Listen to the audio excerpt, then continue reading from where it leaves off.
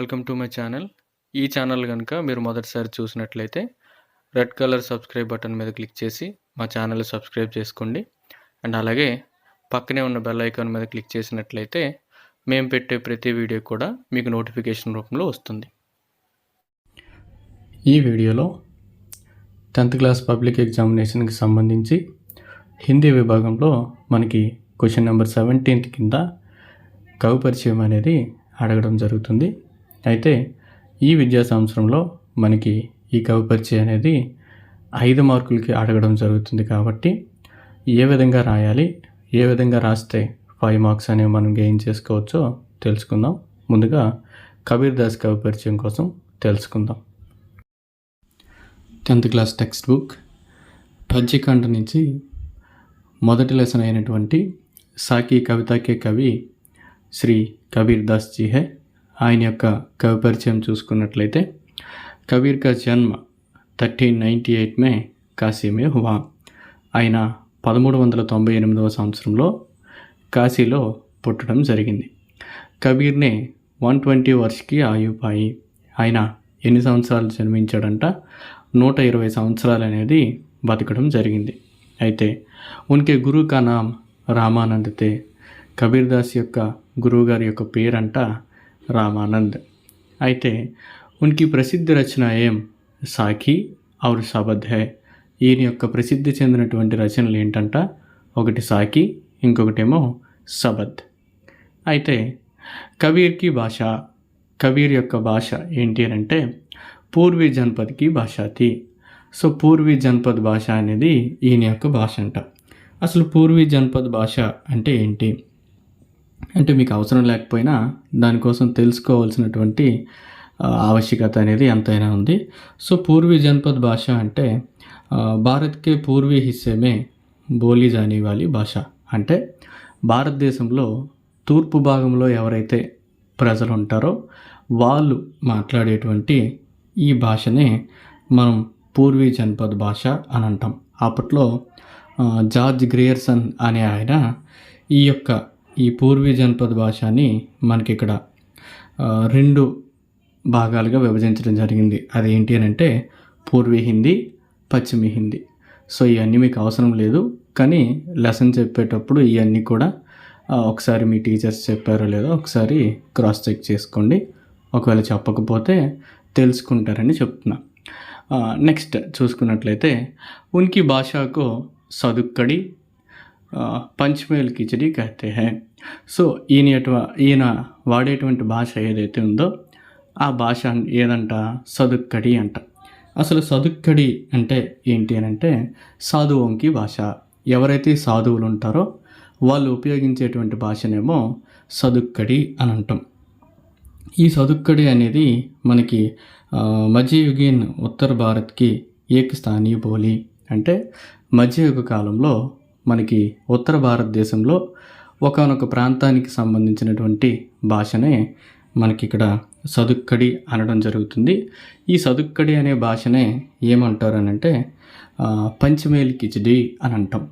So khichdi అంటే జనరల్గా మనకి మన యొక్క ఇళ్ళల్లో అన్ని కూరలు కూడా కలిపేసి ఇదేంటమ్మా కలగూర గంపలాగా చేసేసారు అని అంటారు కదా.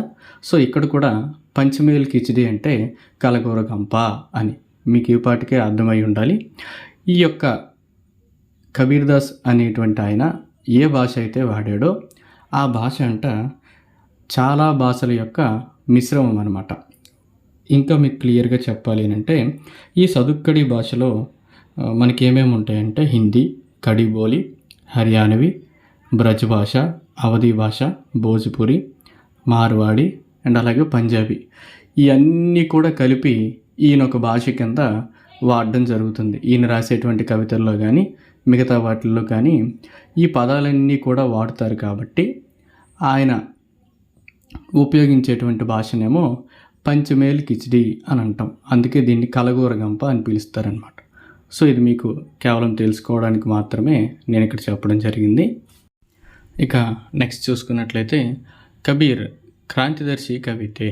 ఈ కబీర్ అనేటువంటి ఆయన విప్లవ భావాలు ఉండేటువంటి ఒక కవి. ఉనికి కవితమే గహరీ సామాజిక చేతన ప్రకట్ హోతీ హై. ఈయన రాసేటువంటి కవితల్లో అంట గహరి బాగా లోతైనటువంటి అంటే బాగా డెప్త్గా ఉండేటువంటి సామాజిక చైతన్యం అనేది ఈయన యొక్క కవితల్లో మనకి కనిపిస్తుందంట. అంటే సమాజానికి కావాల్సినటువంటి లేకపోతే సమాజ చైతన్యానికి కావాల్సినటువంటి విషయాలన్నీ కూడా ఈయన యొక్క కవితల్లో మనకి ఎక్కువగా ఉంటాయంట. అలాగే కబీర్ శాస్త్రీయ జ్ఞానికి అపేక్ష అనుభవ జ్ఞానకు అధిక్ మహత్వ దేతైతే. ఈ కబీర్ అనేటువంటి ఆయన శాస్త్రీయ జ్ఞానం కంటే అనుభవ జ్ఞానానికే అధిక మహత్వ దేతైతే ఎక్కువ ప్రయారిటీ అనేది ఇస్తాడంట. అసలు శాస్త్రీయ జ్ఞానం అంటే ఏంటి అంటే ఏదైనా ఒక టాపిక్కి సంబంధించి దానికి సంబంధించినటువంటి నాలెడ్జ్ అంతా కూడా ఒక దగ్గర సేకరించబడితే అది మనకి శాస్త్రీయ జ్ఞానం అవుతుంది. ఫర్ ఎగ్జాంపుల్ మనకి ఫిజిక్స్ అని, ఎకనామిక్స్ అని, అలాగే కెమిస్ట్రీ అని ఒక పర్టికులర్ విషయానికి సంబంధించినటువంటి జ్ఞానం అంతా కూడా గ్రంథ రూపంలో ఉంటే అది మనకి శాస్త్రీయ జ్ఞానం అవుతుంది. అయితే ఈ కబీర్ అనేటువంటి ఆయన ఈ శాస్త్రీయ జ్ఞానం కంటే అనుభవ జ్ఞానానికే ఎక్కువగా ఇంపార్టెన్స్ అనేది ఇవ్వడం జరిగిందంట. అసలు ఇక్కడ అనుభవ జ్ఞానం అంటే ఏంటి? జీవితంలో మనం మన యొక్క జీవితాన్ని జీవించేటప్పుడు ఏదైతే మనం ఎదుర్కొంటామో ఆ అనుభవాలన్నింటినీ కూడా నెమరు వేసుకొని ఎలా ప్రవర్తించాలో, ఎవరితో ఎలా ఉండాలో తెలుసుకునేదే ఇక్కడ ఈ అనుభవ జ్ఞానం అనమాట. అందుకనే కబీర్ అనేటువంటి ఆయన శాస్త్రీయ జ్ఞానం కంటే అనుభవ జ్ఞానానికే ఎక్కువ ప్రయారిటీ అనేది ఇవ్వడం జరిగింది. వే మాన్తేతే కి ఈశ్వర్ ఏక్ హై. ఆయన అనుకుంటున్నాడంట ఏమని? ఈశ్వర్ ఏక్ హై, భగవంతుడు అనేవాడు ఒక్కడే. ఒక నిర్వికార్ హై, అతను ఎవరంట? నిర్వికార్ హై, అతనికి ఎటువంటి ఆకారం కూడా లేదంట. అరూప్ హై, ఎటువంటి రూపము కూడా లేదంట. ఉన్కా నిధన్ 1518 మే మగహర్ మే హువా. అంటే ఈయన యొక్క మరణం అంట 1518వ సంవత్సరంలో మగహర్ అనేటువంటి ప్రాంతంలో సంభవించడం అనేది జరిగిందంట. సో ఇది మనకి టోటల్గా కబీర్ దాస్ యొక్క కవి పరిచయం. చాలా చిన్న చిన్న పాయింట్లతో ఈజీగా ఇక్కడ ఇవ్వడం జరిగింది. మనకి ఈ సంవత్సరం కవి పరిచయం అనేది 5 మార్కులకి ఇవ్వడం జరిగింది కాబట్టి సో ఇలా పాయింట్ వైజ్గా నీట్గా రాసుకుంటే మనకి ఖచ్చితంగా ఈ విభాగంలో 5 మార్కులు అనేవి సాధించడం ఖాయం. Thanks for watching our video. ఈ వీడియో కనుక మీకు నచ్చినట్లయితే లైక్ చేయండి, షేర్ చేయండి అండ్ ఈ వీడియో ఎలా ఉందో కామెంట్ చేయండి. మీరు కనుక మా ఛానల్ కనుక ఎంతవరకు సబ్స్క్రైబ్ చేసుకోకపోతే మా ఛానల్ కూడా సబ్స్క్రైబ్ చేయండి. Thank you so much.